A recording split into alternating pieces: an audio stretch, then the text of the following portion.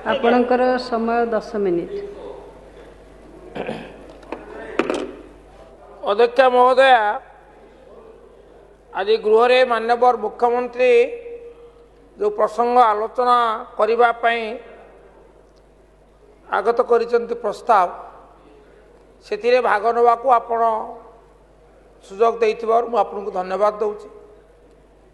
समय निर्धारित व्यतिक्रम करने को चाहे ना, तेणु अति संक्षेप केते गुड़े कथा अवतारणा करने चाहे। मुझे भाव में निजक प्रस्तुत करी किंतु बाध्य मुझे संशोधन आणुचे, कारण मानव सभ्य मान वक्तव्य शुणिला जदि नीरवता अवलंबन करे ताले मते समय क्षमा देवनी, भविष्य क्षमा देवनी।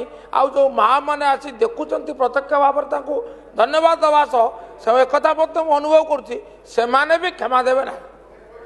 प्रथम कथा हूँ ये प्रसंग आलोचना को गला बेले, महिला संरक्षण विषय आलोचना करा गला बेले मोर शेक्सपियर अथेलो नाटकर गोटे संलाप मन पड़ुछि। इयागो होउचंती खलनायक एवं विश्व साहित्य जदि सबुठारु माने बड़ खलनायक थाए ताले माने समालोचक माने कहती इयागो, एवं सी तार प्रथम दृश्य और प्रथम अंकर से कहूँ Iago I am not what I am. एवं आज 100% प्रासंगिकता मु अनुभव करुच्ची सरकारी दलर समान चरित्र मु देखिपुची। कहीं प्रश्न होची आज ये प्रस्ताव अणागला कहीं स्वतंत्र अधिवेशन स्वतंत्र अधिवेशन कहीं ये विषय कौन किसी द्वंद्व थिला? ये एक मीमांसित प्रसंग थिला। This is a settled issue, unsettled नुहे एवं it is permanently settled. Permanently settled केते बेले हला? 23 मसीह जिते बड़े गृह एटा पारित है 106तम संविधान संशोधन बिल से आईन राष्ट्रपति महोदय 28 तारिख सप्ताह पर देले सम्मति देले सी आईन होगला। किंतु जेहेतु विज्ञप्ति जारी हो नाला तेणु से पर्यंत से आम कहीपर तार परमानेंटली सेटल नाला।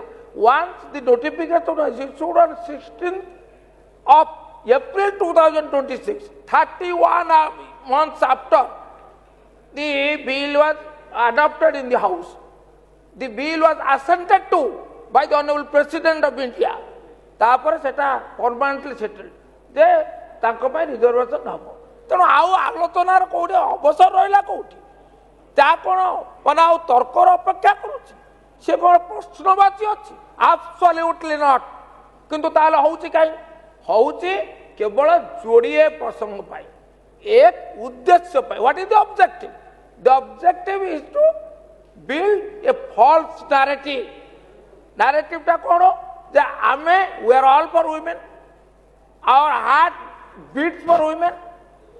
आई don't know how it beats, nobody feels it, nobody feels it, but our heart bleeds for women.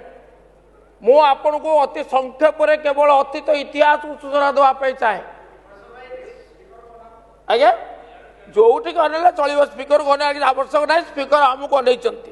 मो कहवाई चाहे अध्यक्ष महोदय जे आमर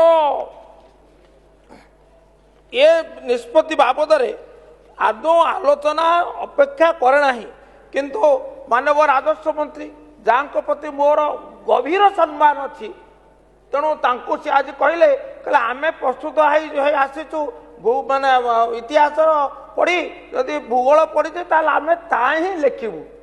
आपण ये कथा क्या उद्देश्य कहले?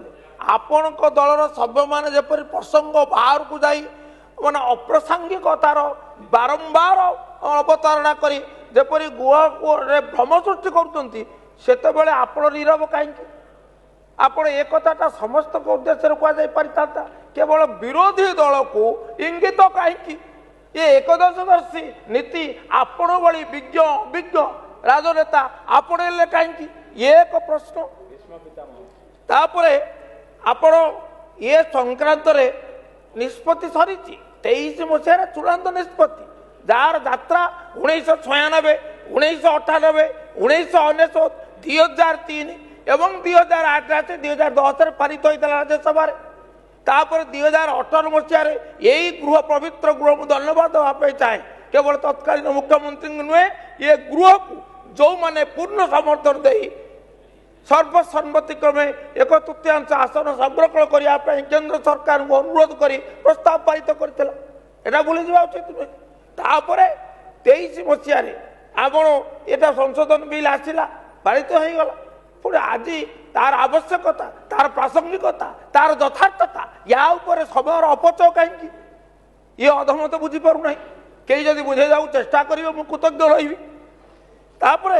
बर्तमान कथा हूँ क्षमा मागे दाबी हो किए क्या माग जी अपराधी से क्या माग अपराधी किए अपराधी किए जो माँ मैंने आज अच्छी बसी सारा राज्यवासी शुणे आज ये विलंबित है कहीं आमर तो निष्पत्ति होता 23 मसीह निष्पत्ति होता संविधान संशोधन आमटा कार्यकारी केवे 23 मसीहा पर जो जनगणना हम से जनगणना आधार सीमा पुनर्निर्धारण हम से आधार संरक्षण हम फिर बदले 11 कला किए who is facilitating who is moving away drifting away from the माने decided post yes it is only the central government it is only the Modi led BJP government एटा कला के अस्वीकार करिवो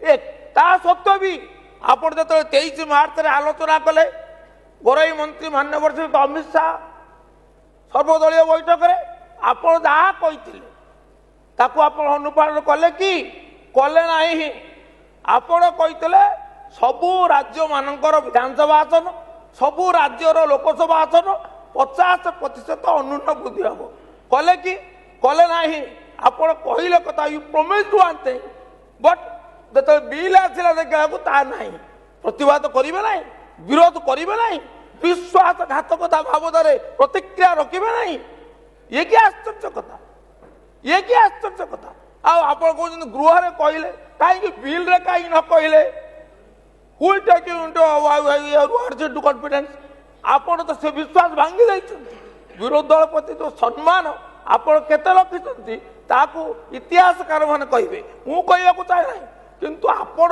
सर्वदलीय बैठक रे कथा कहले किंतु बिल रे ता उल्लेखित हला नहीं it was not written into law why everybody questions why and you have no answer आमे करिवु why should you trust you ताही प्रश्न आउ जदि वास्तव रे के खा मागिया को चाहती नारी जाति पे सम्मान थी प्राइम मिनिस्टर हिमसेल्फ कौन है उन्नाव रे कौन है हाथरास रे who was apology it is the government of India it is the union government was apology किए माने मेडालिस्ट ओलंपियन मान को असम्मानित कला से महिला असम्मानित है ना तापर भूली जा उचित उचित हम कि तार से किए क्या मांग it is the government it is the government तापर आपण को अति संक्षेप सूचना देवाई चाहे जे आमर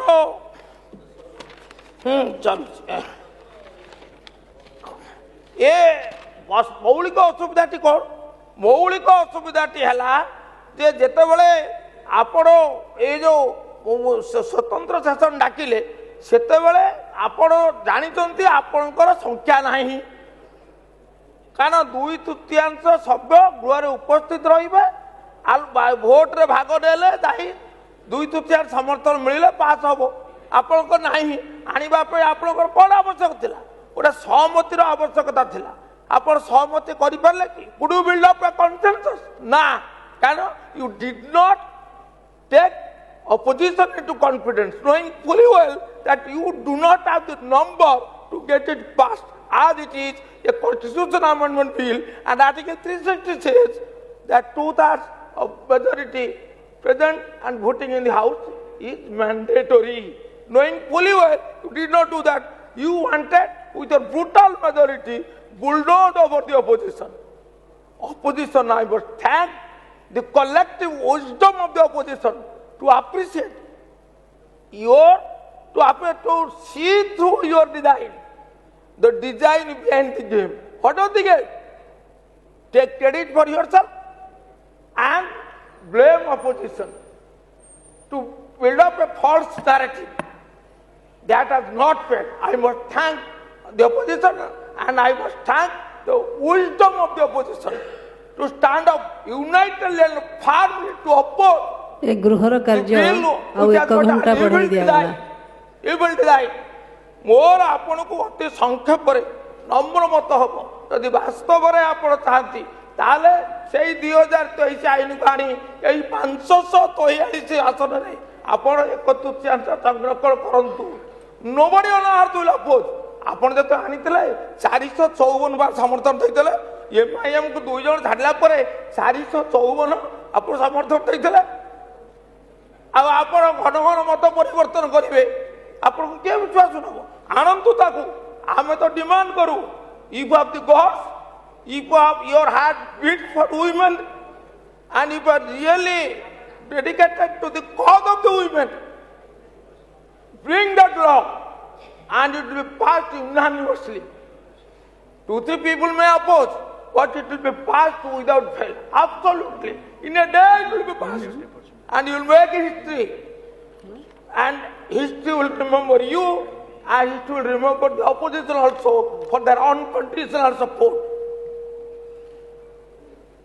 You know, what is the need of the hour? Need of the hour is to do not depend upon long power. Demonstrate your willpower. Need of the hour is to shed hypocrisy, shed double speak, shed double standard. Bring it again and get it enacted and enforce it, implement it in 2029 in a house of 543. That is the need of the hour. That is what the people demand. That is what the women demand. That is what the opposition demand. That is what India demands. I hope my words will not fall on deaf ears. Thank you.